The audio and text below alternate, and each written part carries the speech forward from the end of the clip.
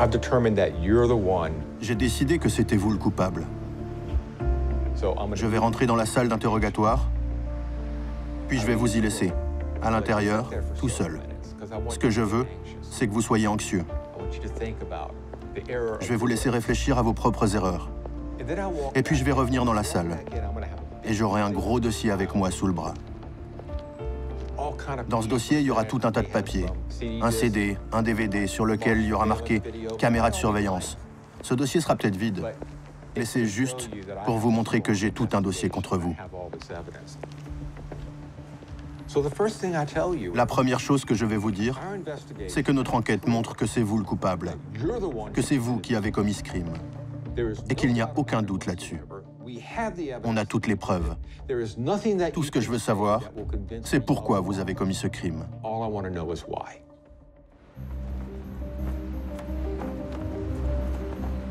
Pourriez-vous avouer un crime que vous n'avez pas commis?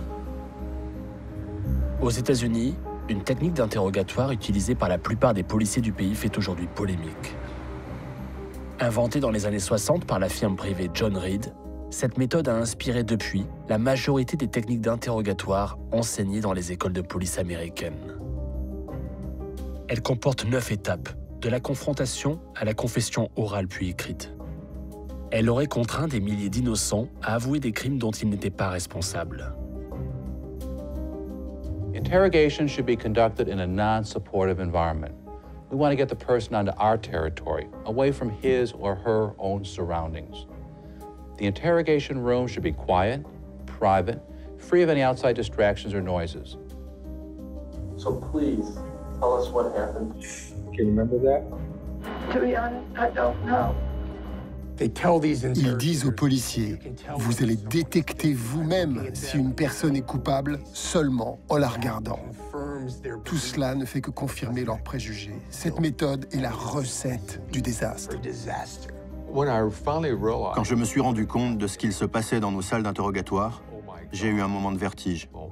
We begin to move closer, shortening the distance between the suspect and ourselves, moving into their personal space. Did something like that happen? I need a yes or no to that, okay? Doesn't sound very good. Les États-Unis ne peuvent pas être fiers des nombreuses défaillances du système judiciaire. Personne n'a vu ça venir. Personne n'avait imaginé qu'un jour, il y aurait autant de fausses confessions dans les cas d'erreurs judiciaires.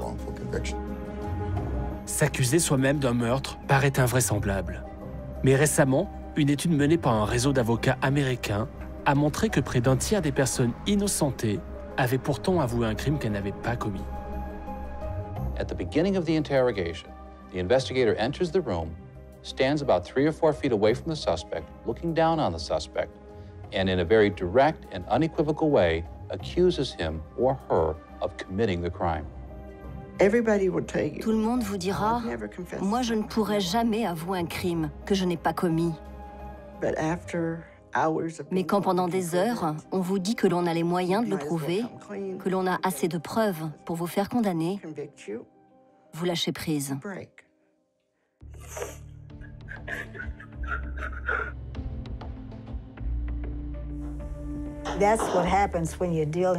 Voilà ce qui se passe quand votre police est malhonnête. Quand des gens se moquent de la vie des autres. Ils se sont engagés à nous servir et à nous protéger, mais ils ne l'ont pas fait. En tout cas, pas dans l'affaire de mon fils. Ils ne se sont pas gênés, ils étaient satisfaits d'avoir un coupable. Tout ce qu'ils voulaient, c'était arrêter quelqu'un.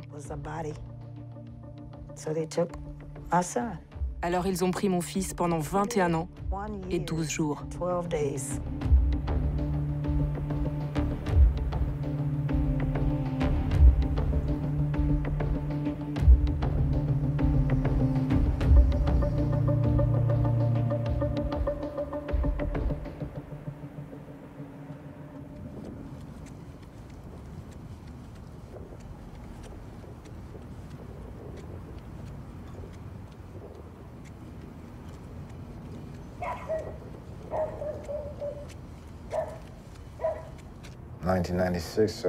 À l'époque, en 1996, j'avais 23 ans.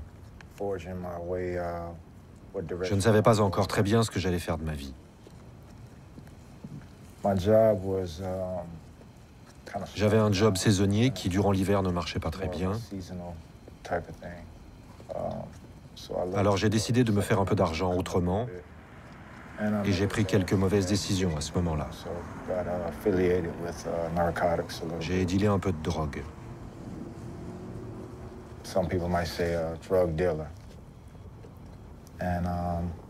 J'en étais là, à ce moment-là de ma vie.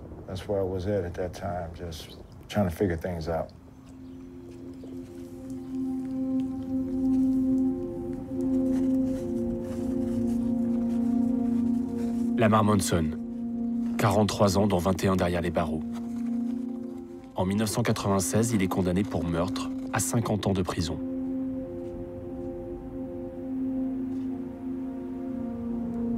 À l'époque, Lamar Monson gagne sa vie en vendant de la drogue dans un immeuble de Détroit. Il est accusé d'avoir tué dans la nuit du 19 janvier 1996 Christina Brown, une jeune femme avec laquelle il avait pour habitude de dealer.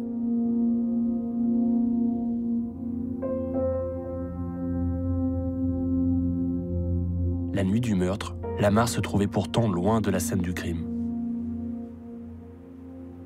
Il était chez lui, avec sa fille de 6 ans.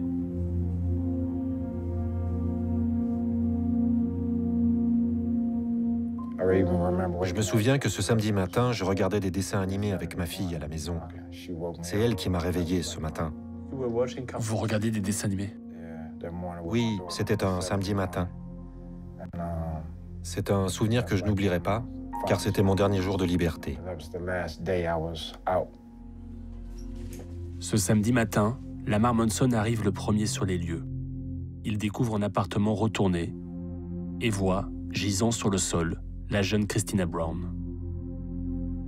Le 20 janvier 1996, Lamar Monson s'est rendu dans cet appartement pour y faire son tour de garde. En arrivant, il a découvert le corps de Christina Brown, qu'il connaissait sous le nom de Crystal. Il pensait qu'elle avait 17 ans. C'était une fille très grande. En réalité, elle en avait 12. Elle aussi faisait partie des dealers qui travaillaient dans cet appartement. Lamar a découvert ce jour-là une scène de crime horrible.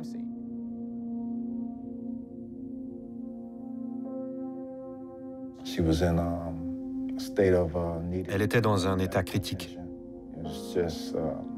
C'était une scène horrible. Elle essayait de me prendre dans ses bras et de dire mon nom. Et je lui ai dit, « Tiens le coup, on va te sortir de là. »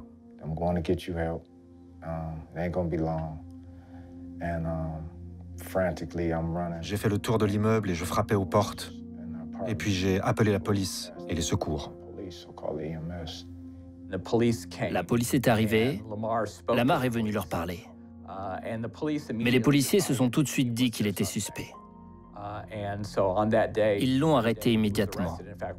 On a récupéré plus tard un rapport de police où le capitaine dit « Si on peut faire avouer Lamar Monson, on peut tout de suite boucler l'affaire. »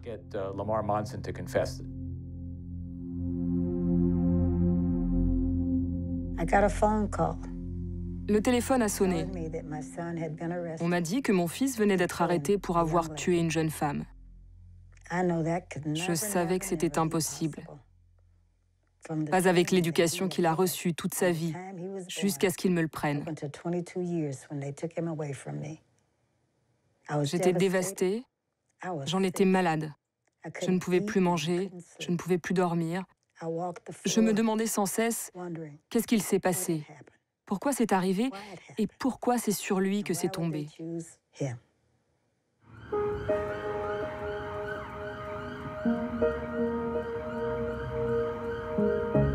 Christina Brown décède quelques heures plus tard à l'hôpital. Les policiers de Détroit embarquent Lamar Monson au commissariat et commencent à le questionner.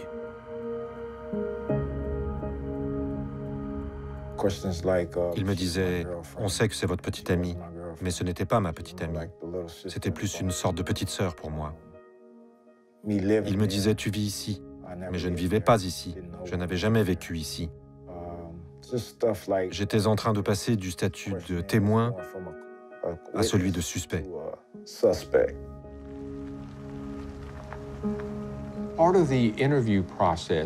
Durant cette première phase de l'interrogatoire, on utilise ce qu'on appelle l'analyse comportementale. Vous vous intéressez à la communication non verbale, à la façon dont ils vous répondent. Il y a même une série de 17 questions que l'on vous incite à poser. Et en fonction des réponses, des gestes, alors vous serez capable, dans 80% des cas, de déterminer si la personne dit la vérité ou si elle est coupable. C'est un jugement assez rapide. C'est comme si on se transformait en détecteur de mensonges. Le problème de tout ça, et la société Reed le reconnaît elle-même, c'est qu'il n'y a pas d'explication scientifique. C'est seulement sur la base de leurs observations. Vous savez, la vraie science, elle dit que tout cela ne marche pas. Et quand on a fait des expériences là-dessus, on s'est rendu compte que c'était du 50-50. C'est dans les années 60 que la technique d'interrogatoire Reed fait son apparition. À l'époque, c'est une révolution dans les commissariats de police. John Reed, un policier de Chicago, propose une nouvelle approche de l'interrogatoire qui se veut moins brutale. John Reed était d'une certaine façon un réformateur. Vous devez savoir une chose. À cette époque, avant John Reed, la méthode utilisée à travers tous les États-Unis était ce que l'on appelait le 3e degré. Les officiers de police frappaient les suspects pour obtenir des confessions, peu importe s'ils avaient commis le crime ou non. Ils les frappaient avec un tuyau en caoutchouc, ils les cuisinaient pendant des heures. Et il faut le reconnaître, John Reed pensait que ce type de méthode n'était pas sans danger et qu'elle pouvait provoquer des fausses confessions. Le problème, c'est que John Reed lui-même et sa société aujourd'hui n'ont jamais voulu admettre que leur propre technique psychologique d'interrogatoire pouvait, elle aussi, produire des fausses confessions.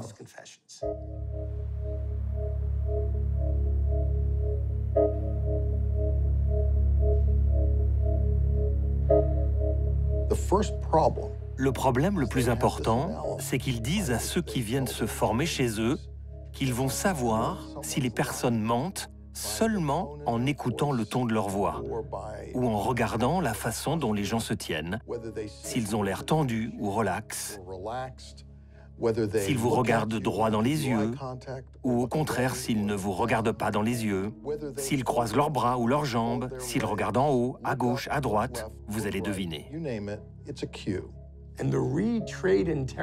L'interrogateur formé par Reed a toute une liste de comportements physiques ou verbaux. Si par exemple vous répondez « je ne sais pas », eh bien c'est considéré comme le signe d'un mensonge. Si vous leur dites « je vous jure sur Dieu », faire une référence à la religion est considéré aussi comme le signe d'un mensonge. Ils font croire qu'ils peuvent vous transformer en détecteur de mensonges. Et une fois que vous avez fait ce premier jugement, allez en salle d'interrogatoire.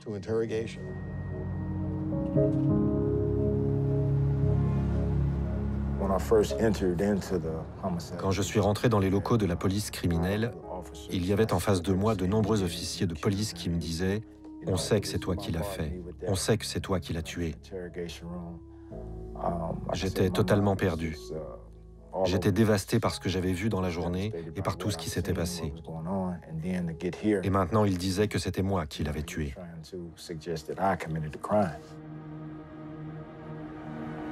L'interrogatoire de Lamar Monson va durer toute la nuit.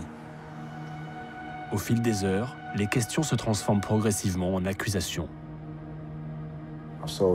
Vous êtes un dealer de drogue, elle vend de la drogue pour vous. Vous l'avez tuée, elle était votre petite amie. Au fur et à mesure, il crée une sorte de scénario contre moi. Et mes réponses ne pouvaient rien y changer. J'avais beau démentir, il revenait à chaque fois à la charge. L'interrogatoire avait déjà commencé il y a au moins 4 ou 5 heures.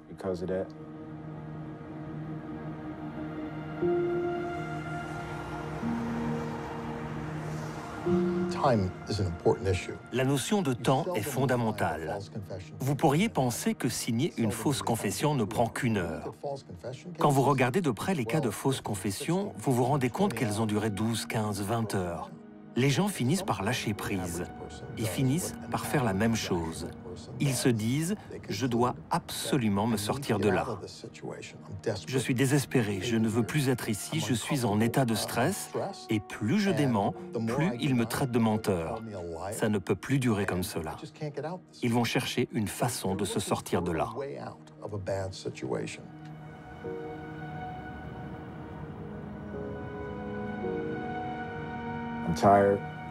Je suis fatigué, je suis confus.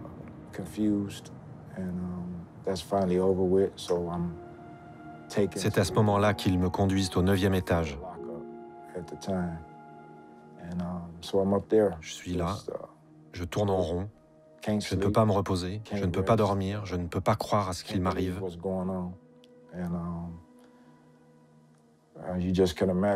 Mon cerveau est dans tous ces états.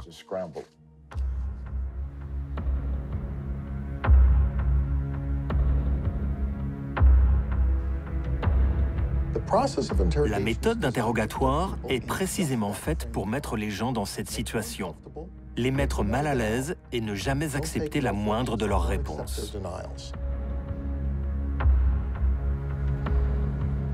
Now, during most interrogations, the suspect is not going to just sit there and listen to you while you develop your theme.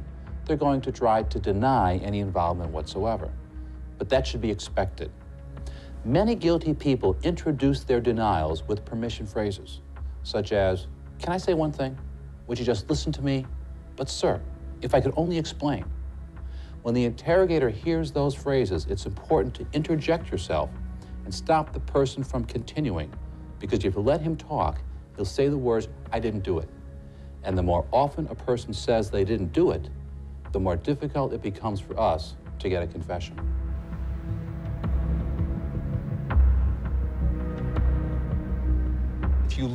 Si vous regardez les cas de fausses confessions, c'est toujours le même processus. D'un côté, on menace, de l'autre, on fait des promesses. Des menaces, des promesses. On va souffler le chaud et le froid, et ça va durer très longtemps. Le but, c'est de vous donner cette impression. Oh mon Dieu, cette personne pense que je suis coupable. Elle affirme qu'elle a des preuves contre moi. Je sais que tout est faux, qu'ils mentent depuis le début. Et ils me disent que la seule façon pour moi de me sortir de là, c'est de leur raconter ce qu'ils veulent entendre.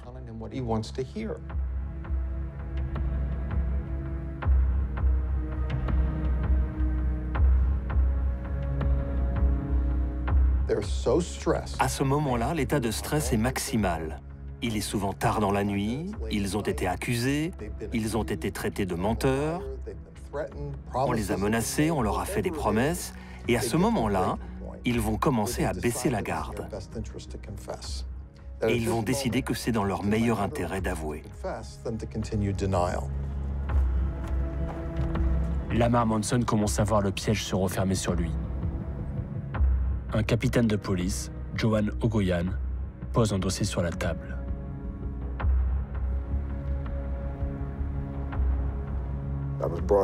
J'ai été conduit dans son bureau.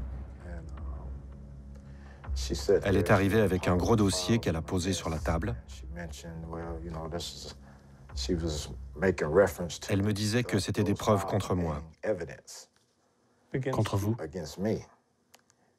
Je lui ai répondu alors, OK, je ne sais pas ce que c'est. Je n'ai rien à voir avec tout ça. Je n'ai rien fait et je veux rentrer chez moi. Qu'y avait-il dans ces dossiers? Rien, sans doute.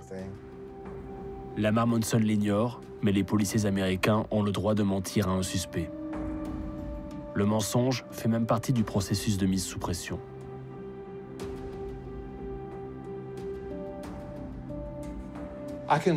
J'ai le droit de vous mentir et de vous faire croire que j'ai des preuves contre vous. Oui, la Cour m'autorise à vous mentir et même à utiliser les pires mensonges. Je peux vous faire croire qu'il y a plusieurs témoins, Ils vous ont vu faire ça. Ils vous ont vu prendre l'argent. Et vous, vous allez vous dire, oh mon Dieu.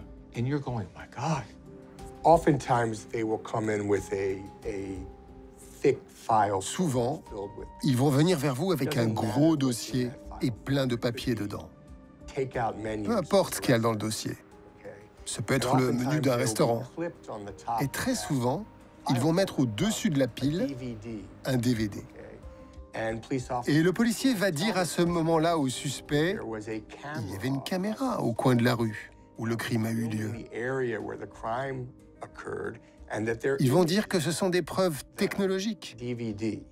D'autres fois, ils vont dire qu'ils ont récupéré des empreintes digitales, du sang ou de l'ADN.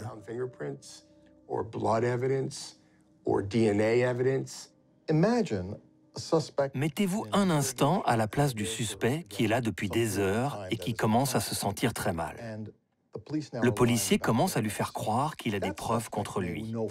Le suspect a beau être convaincu qu'il n'a rien fait de mal, il commence à se sentir piégé et dépassé par la situation. Il va se dire « je n'ai rien fait », mais ils me disent qu'ils ont des preuves contre moi et qu'il s'agisse d'un piège ou non, il faut que je trouve une façon de me sortir de cette situation. Ceux qui ont enduré ce genre de pression savent ce que l'on ressent à ce moment-là. Et ceux qui vous diront qu'ils n'avoueront jamais un crime qu'ils n'ont pas commis n'ont jamais été soumis à ce type de pression-là. La tactique est implacable. Pour Lamar Monson, le temps s'est comme arrêté.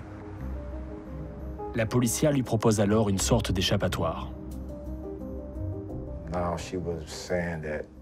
Elle m'a dit qu'elle pensait que je n'avais pas commis ce crime et qu'elle avait bien envie de m'aider si moi je pouvais l'aider également. Elle a alors commencé à me donner un scénario de légitime défense, en m'expliquant que cette version était avantageuse pour moi. Elle me disait que si j'acceptais de signer cette déclaration, cela allait m'aider.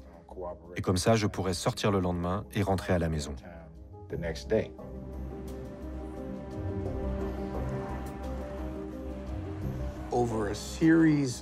Il y a plusieurs techniques. L'une d'entre elles consiste à proposer au suspect deux choix, deux scénarios.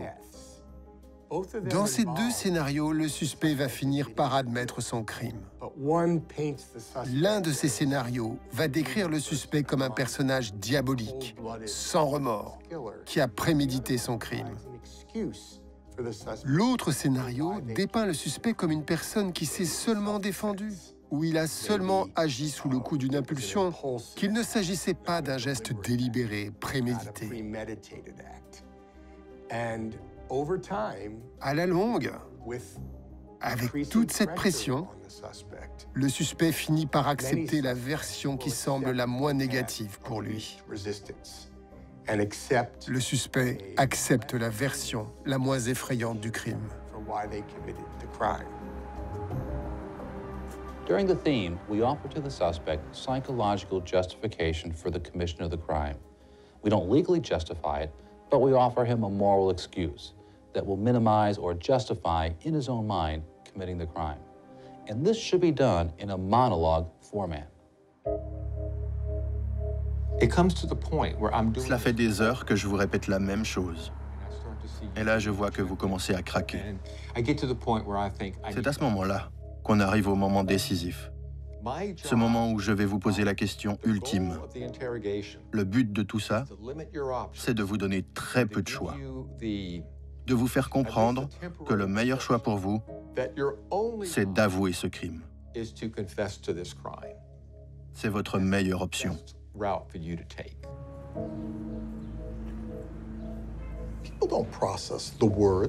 Les gens n'écoutent pas que les mots, ils n'entendent pas que les phrases. En fait, ils écoutent entre les lignes. Ils reçoivent le message qui est sous-entendu. Quand le policier en face de vous vous dit « Je pense que vous êtes une bonne personne, je pense que c'était un accident, et au passage, j'aurais fait la même chose que vous ». Vous vous dites alors « Bon, ce n'est pas si grave que ça, je vais avouer pour me sortir de là ». Et c'est à ce moment-là que les gens sont prêts à avouer.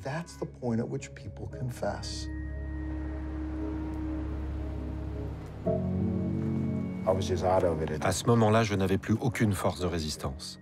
Je leur disais, je ferai tout ce que vous voudrez. Si vous voulez me faire signer ça, je signe. Moi, je me disais que plus tard, de toute façon, mon avocat serait capable de prouver que je n'avais pas commis ce crime. Le 30 janvier 1996, à 6h02 du matin, le capitaine Ogoyan obtient de Lamar Monson une signature. Dans ce document, il explique avoir poignardé involontairement Christina Brown. Le capitaine Ogoyan avait déjà dans le passé été viré de la section criminelle, précisément pour avoir fait signer de faux aveux à des suspects. Elle avait été accusée de fabriquer de fausses confessions.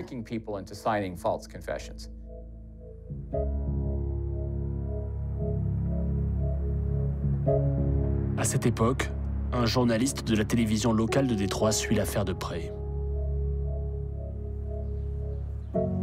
Bill Proctor connaît bien les méthodes utilisées par la police locale pour boucler le plus vite possible certains dossiers. Ils faisaient ça tout le temps. Ils écrivaient eux-mêmes les confessions et demandaient ensuite aux personnes de venir les signer. Ils disaient « Signez ça et vous rentrez chez vous ». J'ai entendu ça des dizaines de fois. Et cela ne me surprendrait pas si le vrai chiffre tournait plutôt autour d'une centaine ou d'un millier. Parce qu'à l'époque, on avait la même équipe de policiers en place depuis longtemps. Une vingtaine de flics qui étaient là depuis plus de 35 ans. Lamar Monson, the charge is murder in the first degree premeditated.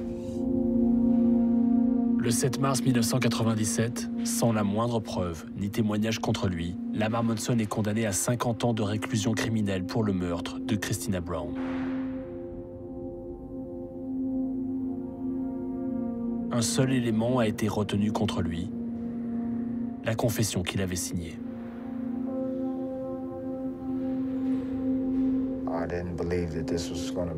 Je ne pouvais pas croire que ce serait ça, mon futur. Je ne pouvais pas me dire que j'allais être en prison toute ma vie. C'est quelque chose que je ne souhaite pas à mon pire ennemi. Lorsque vous êtes conduit en prison, vous avez l'impression que l'on est en train de siphonner de l'intérieur votre propre liberté.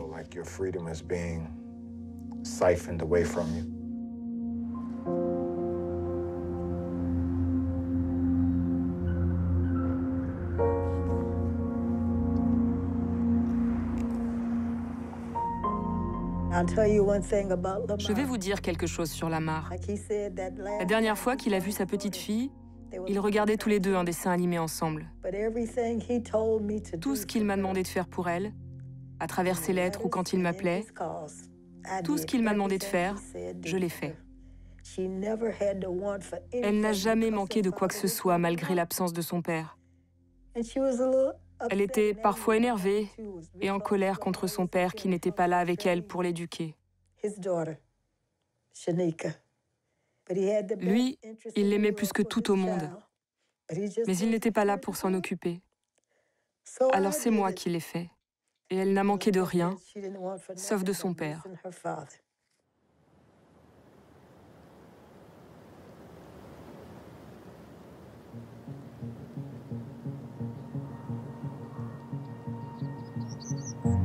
Vingt ans plus tard, un événement va changer le cours des choses. Alors que le journaliste Bill Proctor s'apprête à prendre sa retraite, il reçoit un appel d'un témoin inespéré qui dit connaître le vrai tueur de Christina Brown.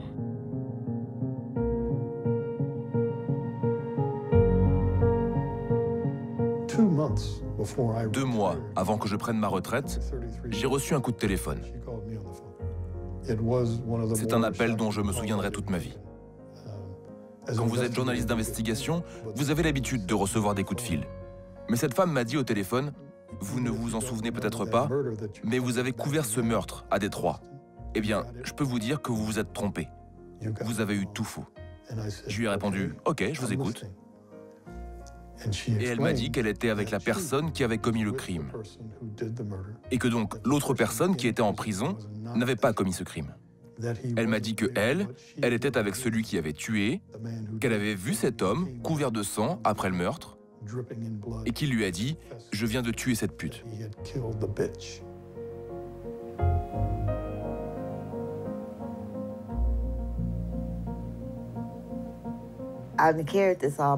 J'ai porté ce secret toute ma vie, pendant près de 20 ans. Une fois que j'ai commencé à parler et que quelqu'un m'a écouté, je me suis dit que je ne reviendrai plus jamais en arrière.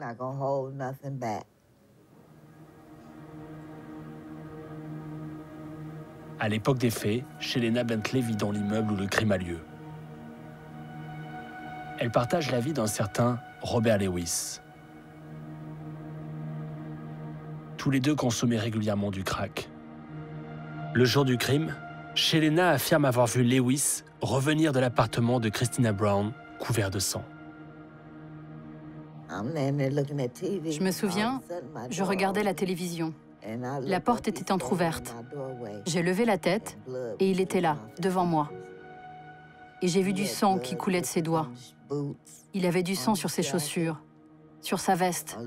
Il avait tellement de sang sur lui qu'il en avait même sous les ongles. Il m'a dit « Je viens de tuer cette pute ».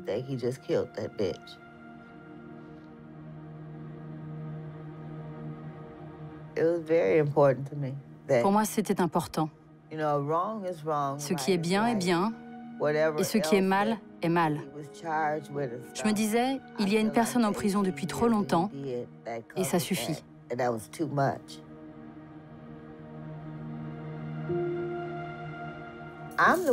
C'est moi qui leur ai dit que cette fille n'avait pas été poignardée à mort. Non, elle a été battue à mort.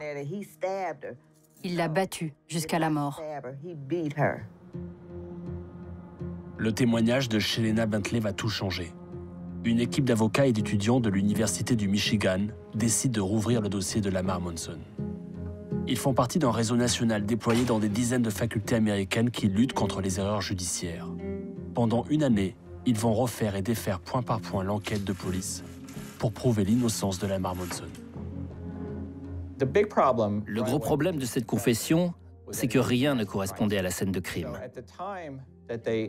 Au moment où ils étaient en train d'interroger Lamar et au moment où ils ont obtenu de lui cette confession, la police était persuadée que cette fille avait été poignardée à mort.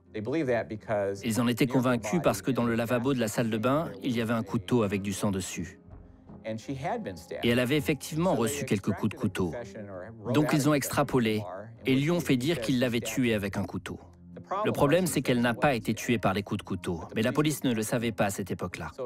Quelques jours plus tard, les conclusions de l'autopsie étaient claires. Les coups de couteau avaient été seulement superficiels et elle avait été tuée à l'aide d'un objet massif et lourd. Cet objet lourd qui aurait tué la victime, les avocats ne tardent pas à le découvrir. Sur les photos du dossier, ils remarquent que le couvercle des toilettes n'est plus à sa place. Vraisemblablement, l'objet qui a servi pour la tuer était le couvercle des toilettes en céramique que l'on a retrouvé couvert de sang près du corps de Christina.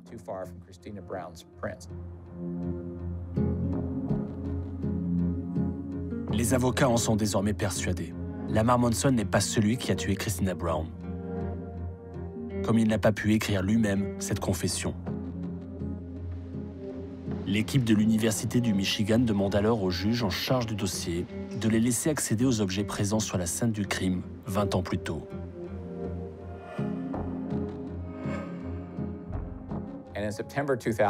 En septembre 2016, avec 2 étudiants, nous sommes allés voir le procureur. Le couvercle des toilettes avait été amené et déposé sur le bureau. Et il était toujours couvert de sang. Ce qui était incroyable, c'est qu'il n'était pas seulement couvert de sang, mais il y avait des empreintes digitales apparentes partout dessus. Des empreintes que personne n'avait encore analysées. Et là, il y a un étudiant qui me dit « David, il y a des empreintes là devant nous. » J'ai pris mon téléphone et j'ai fait des photos de ces empreintes. Et une fois de retour au bureau, on les a agrandies. Et on a tout de suite vu qu'elles n'appartenaient pas à Lamar Monson. Par contre, elles ressemblaient vraiment à celles de Robert Lewis.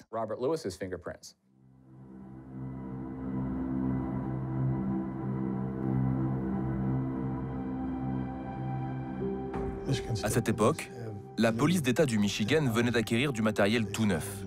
et ils ont trouvé dessus 9 empreintes digitales qui appartenaient toutes à Robert Lewis, et aucune à Lamar Monson. J'étais tellement heureux. Parce que je sais la force d'une preuve comme celle-là, comparée à celle d'un simple témoignage. D'un côté, vous avez une preuve irréfutable, et de l'autre, vous avez quelque chose qu'un procureur mal intentionné pourrait modifier. Vous auriez dû voir la tête du magistrat face à ces preuves qui venaient directement de la police d'État du Michigan. C'était vraiment puissant. C'était un jour de victoire. Lamar Monson waves to his mother on his way into court. It's the hearing he's been waiting for, the one to determine if he will be granted a new. Grâce à ces nouvelles preuves, Lamar Monson se voit accorder un nouveau procès en janvier 2017. Après une journée d'audience, la cour décide d'innocenter Lamar Monson.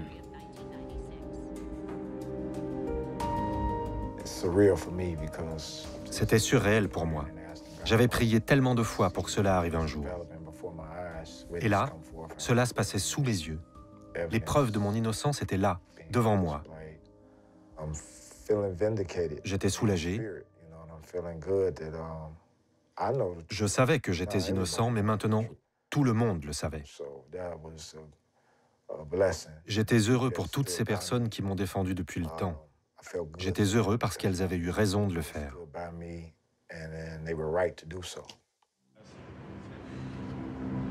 Lamar Monson is out on bond and heads right over to his family and supporters at the Wayne County Jail.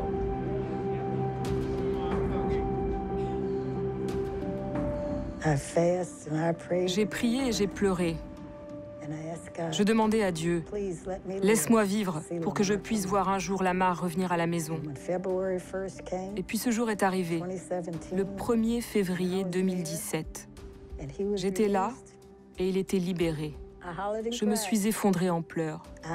J'ai pleuré. Mon fils est enfin libre.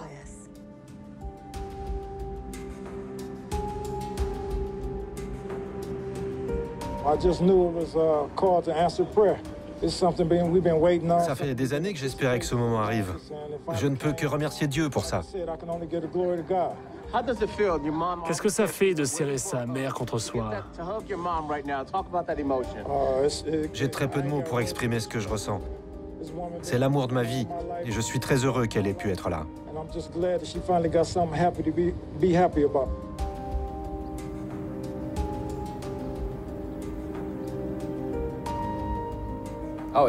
C'est un sentiment merveilleux. C'était mon 22e cas. 17 depuis la création de notre équipe à l'université, et j'en avais obtenu 5 avant. C'est toujours aussi fort.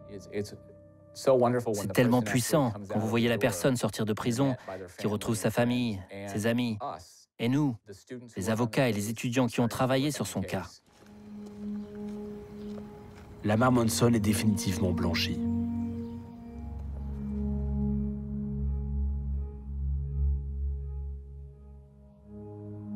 Robert Lewis, celui dont on a retrouvé des empreintes digitales, n'est à ce jour toujours pas inquiété.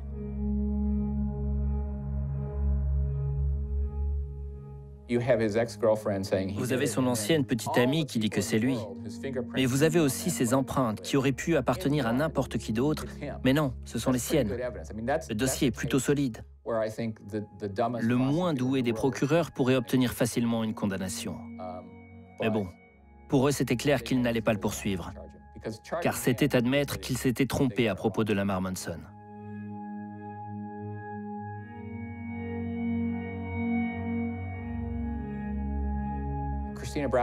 Christina Brown est morte il y a déjà 22 ans. Mais elle mérite toujours justice. Sa famille mérite toujours justice. Mais ils ne l'obtiendront pas. Parce que les magistrats sont entêtés. Il est toujours en liberté. Et ils savent très bien qu'il est coupable. Donc qu'est-ce que ça vous dit sur le système? Le système s'en fiche de moi? Il s'en fiche de mon fils? Moi, je paye des impôts et je vis dans ce quartier depuis presque 50 ans. Mais ça, ils s'en fichent. Tout ce qu'ils veulent, c'est faire du mal aux gens. Ils ne font rien pour que les familles restent unies, ils les séparent, peu importe comment.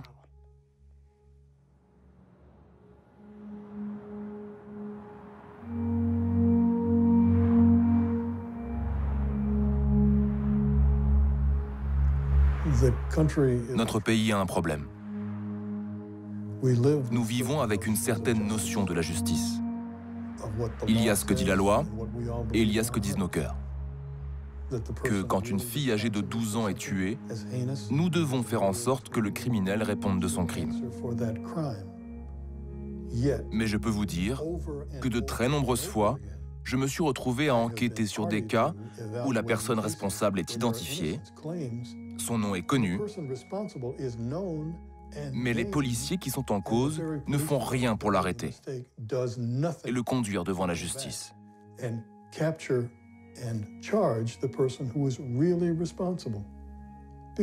Parce que c'est difficile, parce que ça demande un peu plus de travail, parce que cela demande de recueillir de nouveaux témoignages, parce que si on se penche sérieusement sur ce qu'il s'est passé, l'enquête montrera qu'à un moment donné, les enquêteurs ne se sont pas seulement trompés, mais ils se sont arrangés avec la vérité.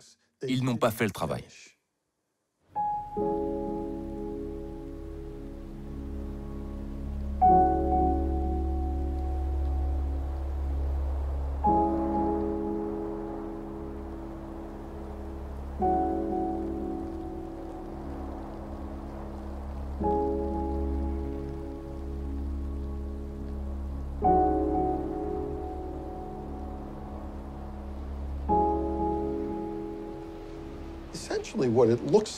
Voilà ce qu'il se passe aujourd'hui. Le fait d'être innocent vous expose davantage. Et voilà pourquoi. On a étudié les cas de fausses confessions. Et vous savez, aux États-Unis, les policiers ont le devoir de dire aux suspects qu'ils arrêtent, qu'ils ont le droit d'avoir un avocat et qu'ils ont le droit de garder le silence.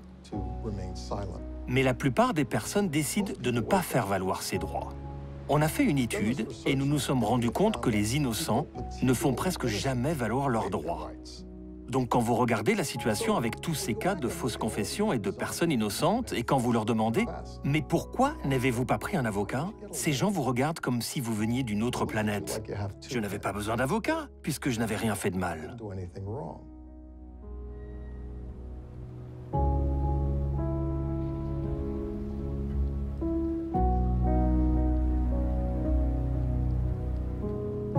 L'ancien policier James Trenholm est devenu expert judiciaire.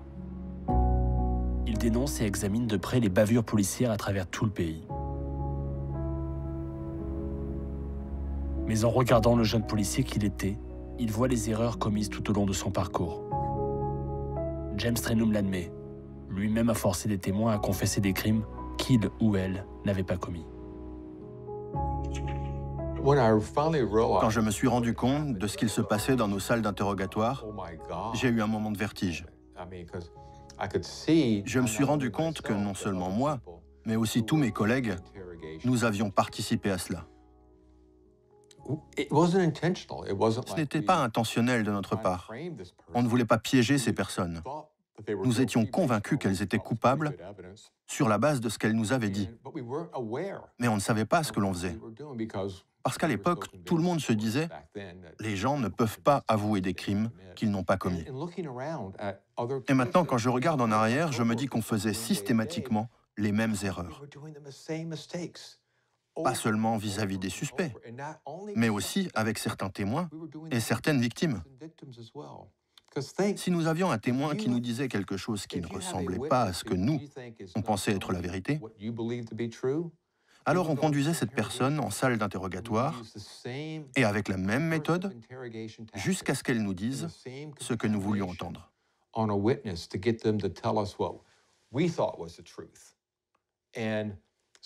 obtenait des témoins qui mentent pour nous. Et on pouvait également changer la version des victimes.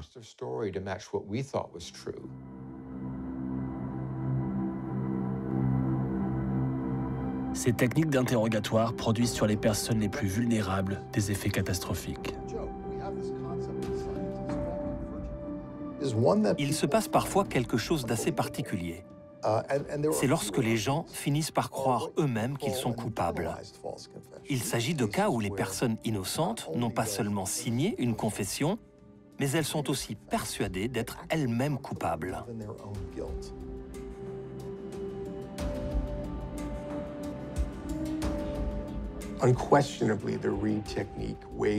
Cette méthode d'interrogatoire pose de graves problèmes pour les personnes les plus fragiles.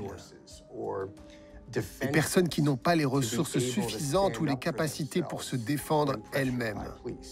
On parle là de personnes plus jeunes, de personnes souffrant de retard mental ou de personnes souffrant de pathologies psychiatriques.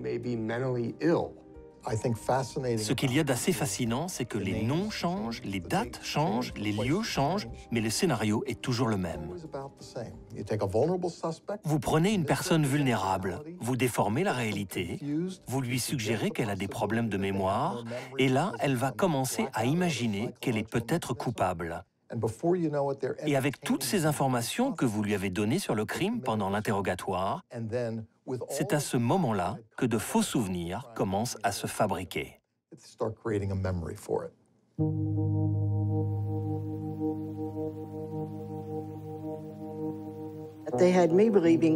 Ils m'ont persuadé que j'avais tué cette femme en l'étouffant avec un oreiller. Et parfois, encore aujourd'hui, quand je suis stressée, je peux véritablement sentir l'oreiller entre mes mains. Ces images ne s'en iront jamais, elles sont là pour toujours. Taking a videotaped voluntary statement from Ada, ADA, Joanne, J-O-A-N-N, last name Taylor. J'ai passé 19 ans, 7 mois et 26 jours en prison, alors que je n'étais pas coupable.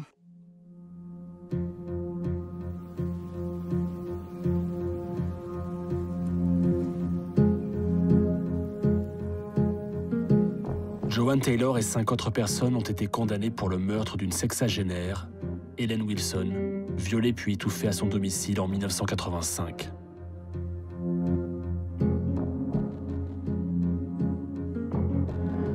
Joanne était à l'époque des faits dans une phase tourmentée de sa vie. Elle errait au milieu d'une bande de jeunes perdus au fin fond du Nebraska.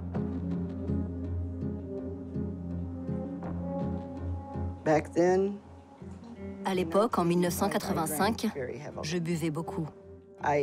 Je buvais une bouteille de Jack Daniels par jour. Je n'arrivais pas à me coucher sans avoir au pied de mon lit une bouteille de Jack Daniels.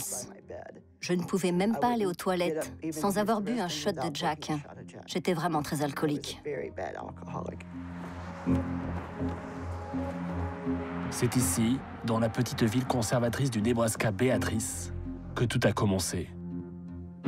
Une erreur judiciaire qui a défrayé la chronique et fait les gros titres de toute la presse américaine.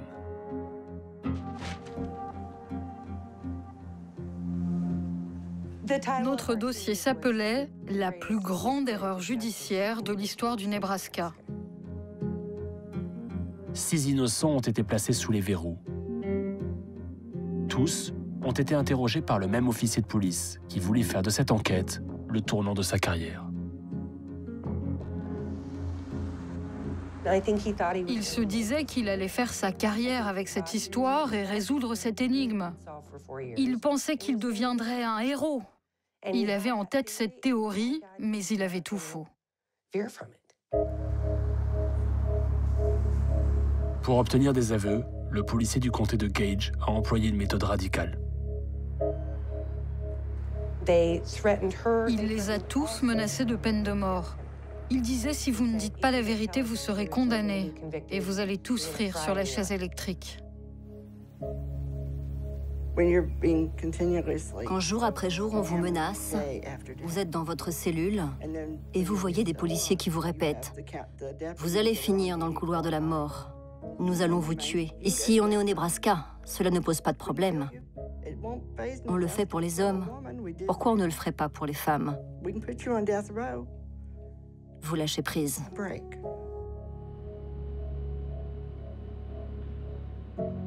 Joanne has a Joanne souffre de troubles de la personnalité qui peuvent se manifester avec des symptômes schizophréniques.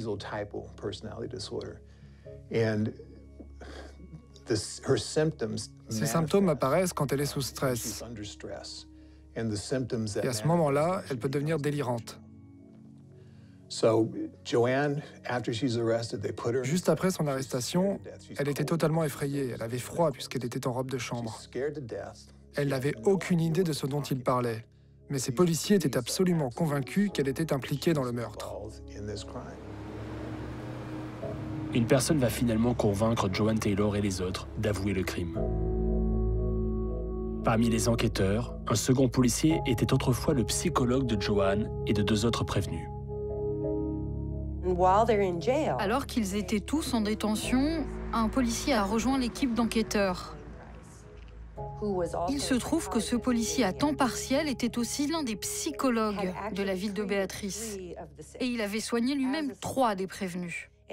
Il est entré dans leur cellule. Il le connaissait très bien puisque c'était leur psychologue. Il est rentré dans leur cellule et il est venu leur parler. Il n'aurait pas dû être autorisé à travailler sur cette affaire. Il connaissait trop bien mes problèmes psychologiques lorsque j'avais perdu la garde de ma fille. L'interrogatoire dure plusieurs jours et plusieurs nuits. Les policiers lui posent inlassablement les mêmes questions. Joanne Taylor, elle, commence progressivement à douter. Ils n'arrêtaient pas de me dire « Nous savons que tu l'as tué. Nous savons que tu l'as étouffé. Nous pouvons le prouver. Il faut juste que tu nous le racontes. » Et à chaque fois que je leur disais que je n'avais aucune idée de ce dont ils parlaient, Dr. Price venait vers moi et me disait « Joanne, retourne dans ta cellule. Détends-toi et tu verras, cela reviendra dans tes rêves.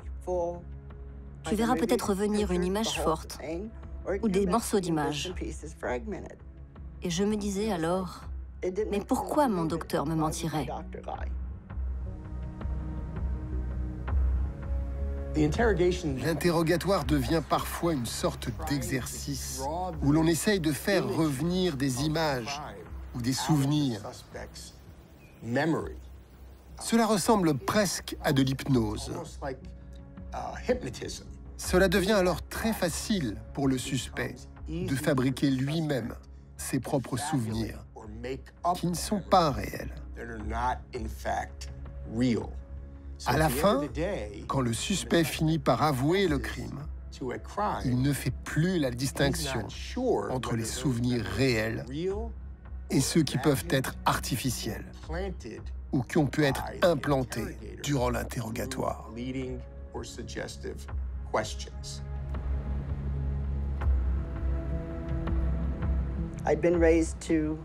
On m'a toujours appris à respecter les policiers et à respecter les médecins.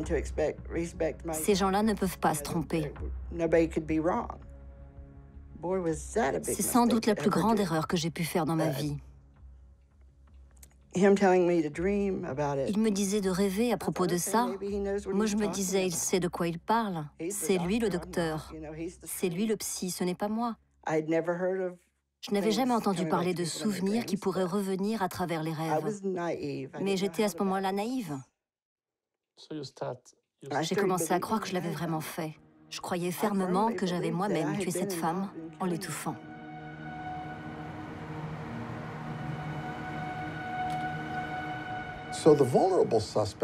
Les personnes les plus fragiles à ce moment-là se disent « mais comment est-ce possible ?» Ils vont dire « mais je ne m'en souviens pas ».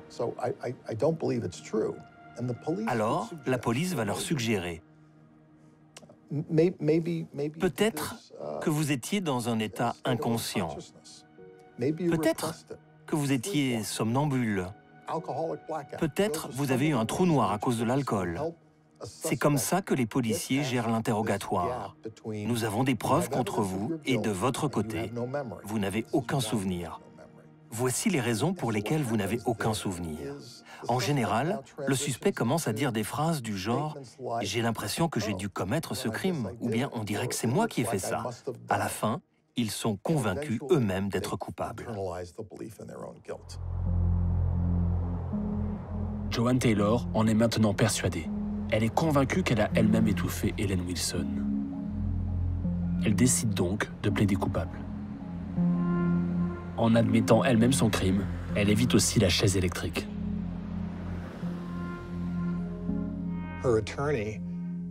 Son avocat de l'époque pensait qu'elle n'aurait aucune chance au procès, et que si elle était jugée, alors elle serait condamnée à la peine de mort. La seule chose qu'il pouvait faire pour elle, c'était de négocier une peine de prison un peu plus courte, et comme ça, elle aurait éventuellement un avenir. Aux États-Unis, la meilleure défense pour un innocent est parfois de plaider coupable. Le plaider coupable, une procédure qui permet aux citoyens d'obtenir une peine plus légère, à condition d'assumer immédiatement sa culpabilité et de renoncer à son droit à un procès. Mais ce dispositif se fait souvent au détriment des plus démunis qui n'ont pas les moyens de se payer un avocat. Le choix est le suivant. Est-ce que je vais au tribunal en sachant qu'il y a un risque assez élevé pour que le jury me condamne, même si je sais que je suis innocent? Ou bien est-ce que je passe un accord et je plaide coupable et du coup j'obtiens une peine de prison moins longue? Et comme ça, j'aurai peut-être encore un futur devant moi, l'espoir qu'un jour je sortirai de prison. Et beaucoup d'innocents ont finalement décidé de plaider coupable pour éviter d'être condamnés à de lourdes peines de prison, comme nous en avons aux États-Unis.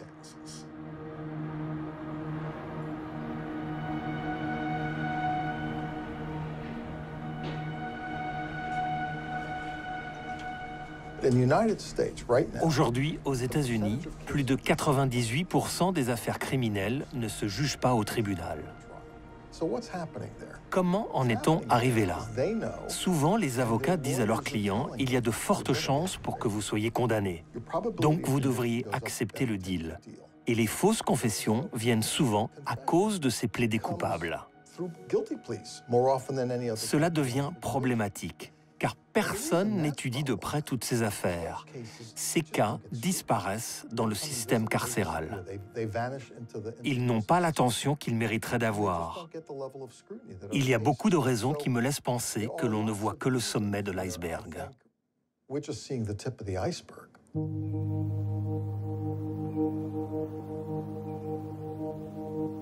Plus de 20 ans après le crime, le vrai meurtrier d'Helen Wilson a été identifié. Joanne Taylor ressort libre de prison. Mais cette liberté est fragile et difficile à apprivoiser.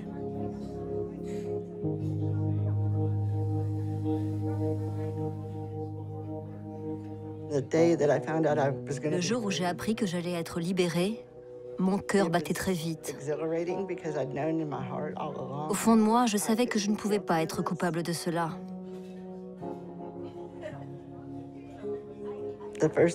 La première chose que j'ai faite en sortant de prison, c'était de manger un bon steak dans un restaurant.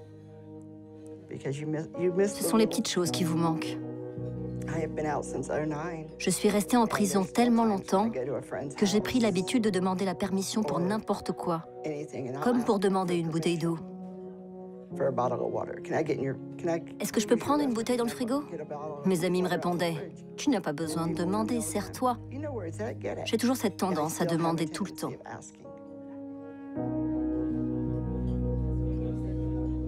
Cela m'a pris 3 ans pour être capable de répondre au téléphone. En prison, vous ne répondez pas aux coups de téléphone.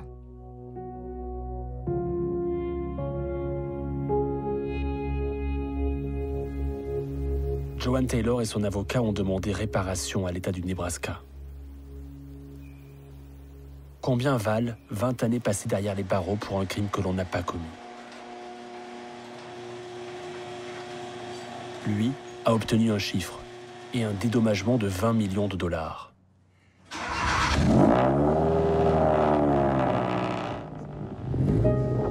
Juan Rivera vient de percevoir 20 millions de dollars pour 20 années d'incarcération pour un crime qu'il n'avait pas commis. Juan Rivera a lui aussi été forcé de signer une confession et d'avouer en 1997 le viol et le meurtre d'une fille âgée de 11 ans.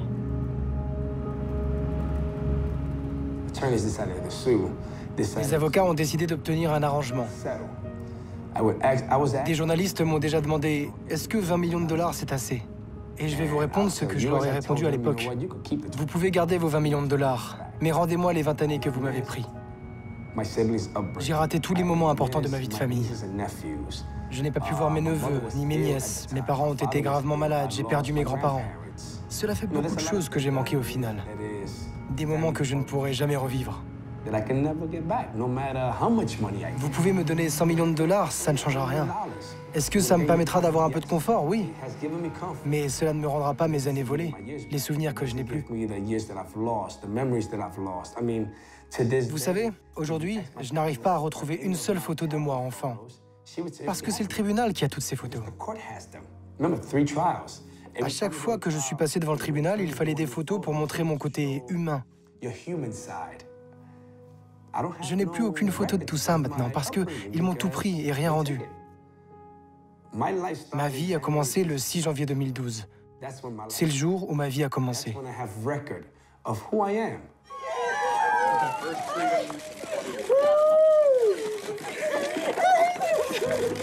Surrounded by family members and cameras, Juan Rivera walked out of Stateville Correctional Center a free man. Tout ce que je veux, c'est être avec les miens. Après 20 ans de séparation, c'est aujourd'hui le début pour moi. He announced the state will not appeal last month's appellate court ruling to overturn the conviction. That and an emergency order gave the green light. Donc 20 millions de dollars, ce n'est pas assez et ça ne sera jamais assez. Parce que, encore une fois, ce sont les souvenirs qui ont du sens. Pas l'argent.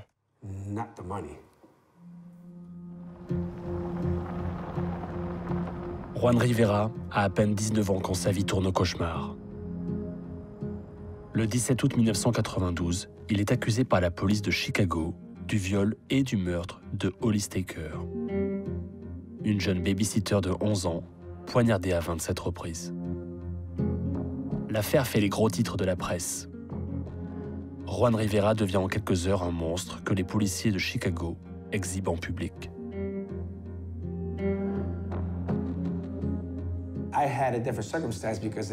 Je n'étais pas un prisonnier comme les autres. J'étais un innocent, condamné à la prison à perpétuité pour quelque chose que je n'avais pas fait. Pour moi, aller en prison, c'était aller dans un univers qui m'était totalement inconnu et très effrayant. Deuxièmement, j'y allais pour meurtre. Troisièmement, pour viol. Et quatrièmement, pour le viol d'un enfant de 11 ans. Mon dossier n'était pas très bon. Pour tout vous dire, je n'étais pas très populaire en prison. Qu'est-ce qu'ils vous ont fait? J'ai été poignardé 2 fois. On a tenté de me violer à 2 reprises. Heureusement, j'ai réussi à me défendre. Voilà ce à quoi j'ai dû faire face en prison.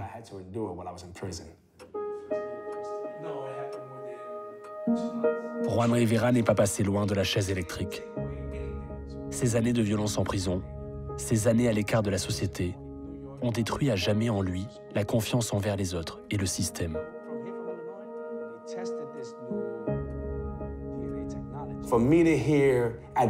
Entendre qu'ils étaient capables de tuer un garçon de 19 ans et de voir qu'ils ne comprenaient rien à ce qu'il s'était passé, cela m'a montré une autre face de l'humanité. Encore aujourd'hui, j'ai vraiment un gros problème de confiance envers les autres. Parce que si vous vouliez me tuer à l'époque, alors pourquoi vous ne voudriez pas me tuer aujourd'hui? Je reçois encore des menaces de mort. Mais je dois continuer à vivre et à garder le sourire tout en faisant attention à moi, car il y a encore des gens qui veulent me tuer. Vraiment? Je le sais, car parfois, quand je me promène dans la rue, il arrive que quelqu'un m'approche pour me dire « Vous savez quoi, si je pouvais vous tuer là, je le ferais. » Car je pense que c'est vous le tueur de l'enfant. Sérieusement? Vous voyez, c'est le genre de choses qui m'arrive. Mais je continue à sourire. En 2015, des analyses ADN ont permis d'innocenter Juan Rivera définitivement. Le vrai tueur d'Holly Staker est toujours en liberté. Et aucun policier ne semble le chercher. Sur les 20 millions de dollars que Juan Rivera a obtenus, 2 ont été versés par la firme Reed suite à un accord passé avec ses avocats. Malgré ce dédommagement, pas un seul officier de police n'a été personnellement sanctionné.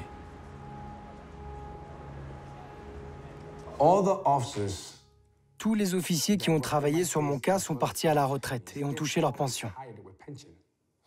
Il n'y a eu aucune sanction, aucune répercussion contre eux. C'est comme s'ils avaient mené une carrière exemplaire.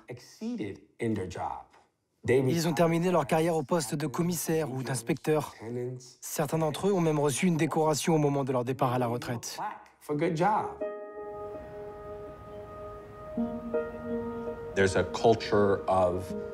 Il y a une culture de l'impunité chez les policiers. Et les policiers savent très bien que même s'ils se conduisent mal, si par exemple ils montent un dossier contre une personne, ils ne seront pas poursuivis pour leurs actes. Et ça se passe comme ça depuis longtemps aux États-Unis. Aujourd'hui encore, il y a une victime. Ont-ils bouclé l'affaire? Non. Mon cas à moi est classé. Mais qu'en est-il pour elle et sa famille? Est-ce qu'ils s'en occupent? Non. Ils ne cherchent même pas le meurtrier. Et d'ailleurs, certains d'entre eux pensent toujours que je suis le coupable.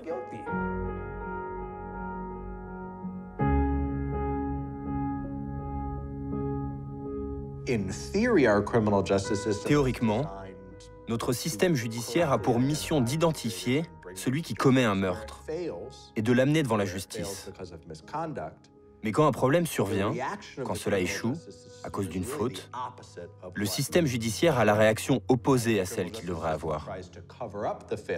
Ils vont alors tenter d'étouffer l'affaire, au lieu d'admettre leurs erreurs et de chercher ceux qui ont perpétré le meurtre. La loi garantit aux policiers ce qu'on appelle une immunité particulière, ce qui signifie qu'il est très difficile de les poursuivre pour avoir extirpé une fausse confession. Quant aux procureurs, ils ont, eux, une immunité totale. Donc, ils ne pourront pas être tenus responsables de quoi que ce soit. Personne ne devrait être au-dessus de la loi. Et les policiers non plus ne devraient pas être au-dessus de la loi.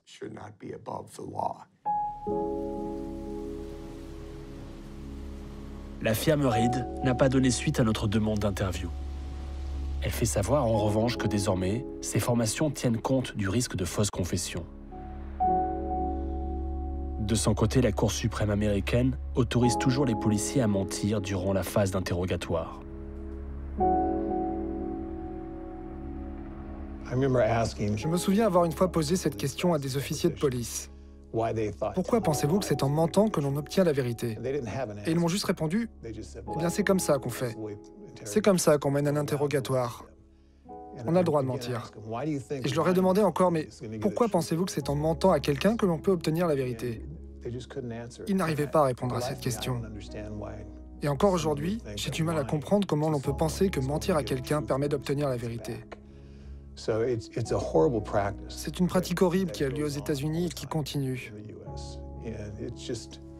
Ça ne sert pas à la justice.